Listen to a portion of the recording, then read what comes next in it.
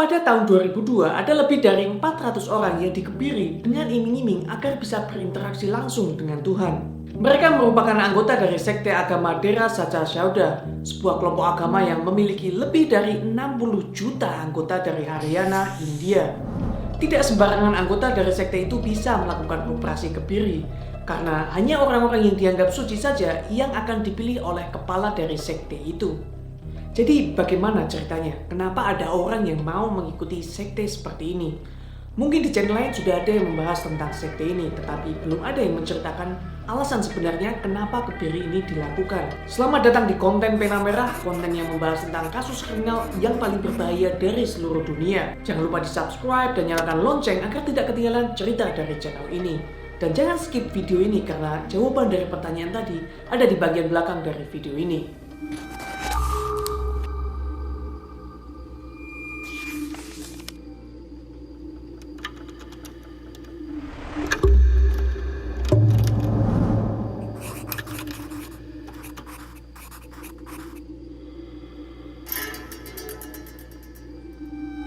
Kasus pengebirian ini memang naik pada tahun 2002, tetapi menurut investigasi dari kepolisian, proses dari pengebirian itu sendiri sudah dimulai sejak tahun 1999. Orang-orang yang dipilih untuk dikebiri itu adalah para sadhu, yaitu pertapa dari pemuka agama Hindu, Sikh, dan Jain di India. Pada saat itu, kepala dari sekte Dera, Gurmeet Ram Rahim Singh, ingin mengumpulkan pendukung dan juga sumber daya uang yang sebanyak-banyaknya. Tujuannya agar kelompok yang ia pimpin tidak kalah bersaing dengan sekte yang lain. Di India itu sebenarnya ada banyak sekali organisasi spiritual. Kalau di Indonesia mereka dikenal sebagai ormas atau organisasi masyarakat yang kegiatannya itu berupa keagamaan, kemanusiaan, dan spiritual. Sekte-sekte seperti ini biasanya terdaftar sebagai NGO di India atau Non-Government Organization dan diakui secara hukum. Anggota dari sekte-sekte seperti ini biasanya memang tidak ditarik uang iuran ataupun mereka tidak menerima donasi dari pihak luar. Tetapi kalau sudah terlanjur memuja dan mempercayai sekte tersebut, para anggotanya tidak akan segan untuk mendedikasikan kehidupan mereka demi kepentingan dari sekte itu. Pengaruh yang sangat besar seperti ini datang dari karisma pemimpin sekte yang memegang kepercayaan dari pengikutnya. Gurmeet memiliki kepercayaan tersebut. Ia dikenal sebagai orang yang suci yang bisa memberi petunjuk melalui ajaran-ajarannya di sekte Dera Saja Sauda.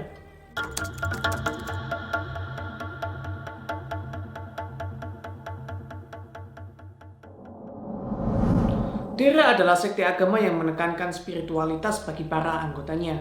Berdiri pada tahun 1948, awalnya kegiatan yang dijalankan adalah meditasi dan kemanusiaan, seperti memberikan sumbangan, donor darah, membantu korban bencana, dan membiayai keluarga yang kurang mampu. Jika dilihat sekilas, Dera adalah organisasi yang sangat humanis dan suka tolong-menolong. Tetapi apa yang ada di balik layar, doktrin ajaran mereka itu sangat mengerikan. Cerita lengkap dari sekte Dera ini sudah dimuat dalam bentuk buku melalui penuturan langsung dari salah satu mantan anggota sekte tersebut. Ia membocorkan wajah dari sekte Dera yang sesungguhnya. Dia adalah Hansraj Chauhan, orang yang pernah menjadi salah satu bawahan paling dekat dari Gurmeet. Oleh gurunya, dia ditunjuk sebagai pengurus bidang permusikan. Jadi Gurmeet ini bagi anggota sekte Dera, dia adalah seorang guru spiritual. Hubungannya bukan hanya sekedar pemimpin dan bawahan saja. Dia lebih seperti orang pintar yang bisa memberikan solusi bagi masalah-masalah hidup pengikutnya. Cerita dari Hansraj dimulai pada tahun 1985 ketika ia masih berumur 6 tahun. Dia dikenalkan ke sekte Dera oleh ayah dan ibunya pada saat itu. Pada saat ia bergabung ke sekte Dera, dulu pemimpinnya bukanlah Gurmeet, tetapi Shah Shabnam Singh yang meninggal pada tahun 1990. Keluarga dari Hansraj itu ternyata sangat menggantungkan hidupnya kepada sekte itu.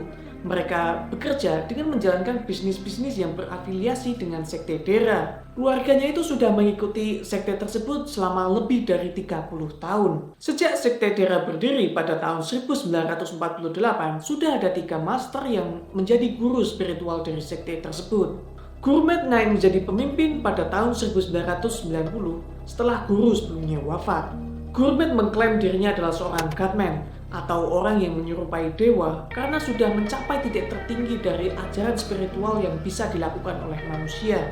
Dia juga mengklaim dirinya seorang nabi modern. Dia sering memproduksi film, musik, dan juga video klip tentang ajaran-ajarannya. Wow.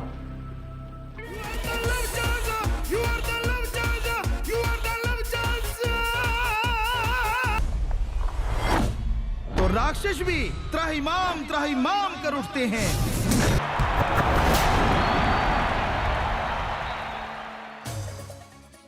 Saat Gurmet naik menjadi pemimpin dari sekte Dera, dia butuh pendukung yang tidak hanya percaya kepadanya tetapi juga loyal.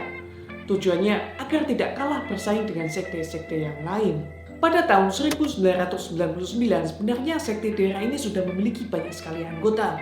Si Gapmennya sendiri pun mengklaim bahwa ia memiliki pengikut lebih dari 60 juta orang. Lalu dari anggota-anggotanya itu dipilihlah para sadhu, orang-orang saleh yang taat beribadah di sekte tersebut. Gurmet lalu mengumpulkan lebih dari 500 sadhu dan mencuci otak mereka. Dia mengatakan bahwa jika mereka bisa meninggalkan nafsu duniawinya secara sempurna, mereka bisa bertemu dengan The Supreme Being atau dalam bahasa kita dikenal sebagai Tuhan yang Maha Esa. Gurmet juga mengatakan bahwa nafsu seksual itu menghalangi konsentrasi ketika bermeditasi. Karena sebaik-baiknya nafsu ditekan, jika organ laki-laki itu masih ada di sana, maka nafsu bisa naik sewaktu-waktu. Tentu saja setelah mendengar ide tersebut, banyak sadhu yang menolak. Beberapa bahkan mencoba untuk melarikan diri dari base camp sekte Dera. Tetapi kemudian mereka diseret secara paksa untuk disiksa dan dianiaya sampai mereka mau dioperasi kebiri dan mengikuti semua perintah dari Gurmet.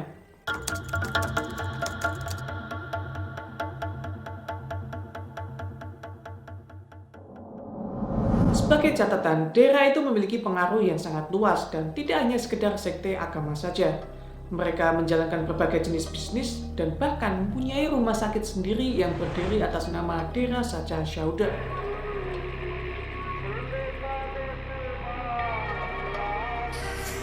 Operasi kebiri yang menjadi ide dari Gurmet ini juga dilakukan dengan bantuan dua orang dokter anggota sekte tersebut, yaitu Dr. Pankaj Garg dan Dr. MP Singh. Yang kejam adalah tujuan asli dari operasi tersebut baru diberitahukan oleh Gurmet pada tahun 2002 setelah 400 orang lebih berhasil dikebiri, termasuk Hansraj. Gurmet mengatakan bahwa sekarang para laki-laki yang terpilih itu akan dikenal sebagai Kasim. Mereka tidak bisa menikah dan memiliki keturunan. Perlahan-lahan fisik mereka akan terlihat menyerupai seperti perempuan dan masyarakat tidak akan mau menerima mereka. Hal ini juga terjadi kepada Hansraj. Dia mulai kehilangan bulu yang ada di wajahnya dan juga beberapa bulu yang ada di bagian atas. Karena hormon yang ia miliki jadi tidak stabil. Karena masyarakat tidak mau menerima mereka lagi, mau tidak mau mereka harus bergantung pada sekte Dera. Jika mereka bergantung kepada sekte Dera, maka mereka harus mau menerima perintah apapun itu yang diberikan oleh Gurmet. Perintah yang diberikan itu absolut dan tidak boleh protes. Bahkan kalau itu adalah perintah untuk membunuh seseorang.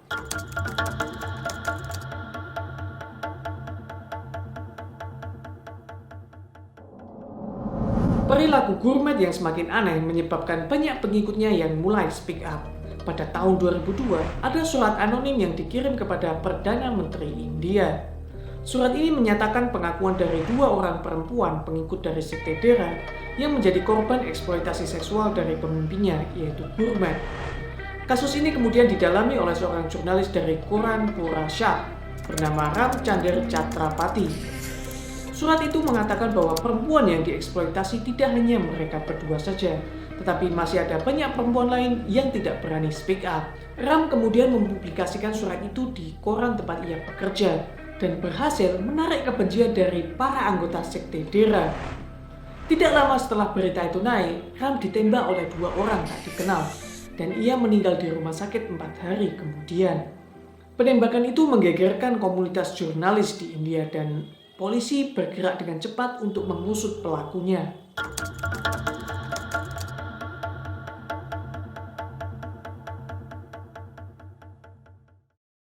Polisi mendapati bahwa kedua pelaku pembunuhan itu adalah pengikut dari sekte Dera dan mereka pun kemudian berhasil diamankan. 1 bulan kemudian, anak dari sang jurnalis pun tidak terima karena tidak mungkin kan kalau pengikut dari sekte Dera melakukan pembunuhan tanpa sepengetahuan pemimpinnya.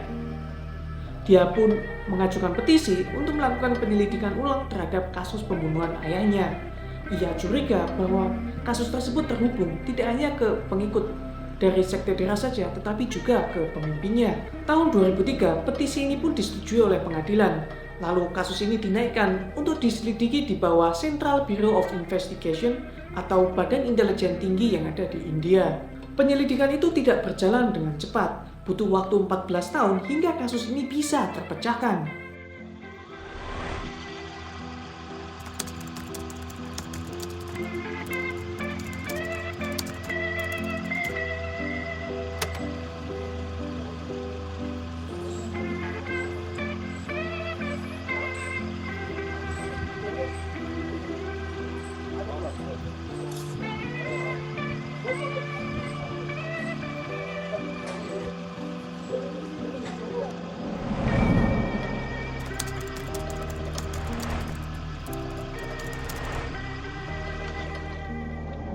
Hasil penyelidikan mengatakan bahwa Gurmeet, pemimpin dari sekte Dera, terbukti bersalah atas eksploitasi seksual dua pengikutnya. Ia pun juga diketahui ikut terlibat ke dalam kasus pembunuhan dari jurnalis koran Pura Shah. Dan kini, pada tahun 2021, dia sedang menjalani pemeriksaan atas kasus pengeberian paksa 400 anggota dari sekte Dera. Sampai sekarang, hukuman yang ia dapatkan adalah 20 tahun penjara untuk kasus eksploitasi seksual dan hukuman seumur hidup untuk kasus pembunuhan berencana.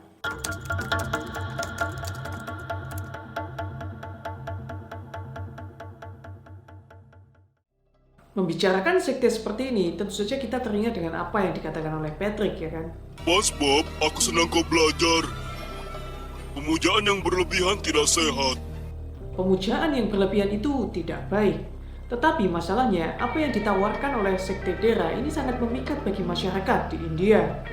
Ada 3 hal alasan ketika seseorang itu ditanya kenapa mereka mau mengikuti sekte seperti ini, selain karena mereka mencari ketenangan rohani.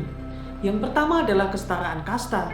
Kalau kita lihat, pemisahan kasta di India itu menjadi hal yang sangat mencolok. Masyarakat yang ada di kasta bawah, khususnya dari kasta Dalit, mendapatkan persekusi, dikucilkan, dan tidak mendapatkan fasilitas umum yang memadai.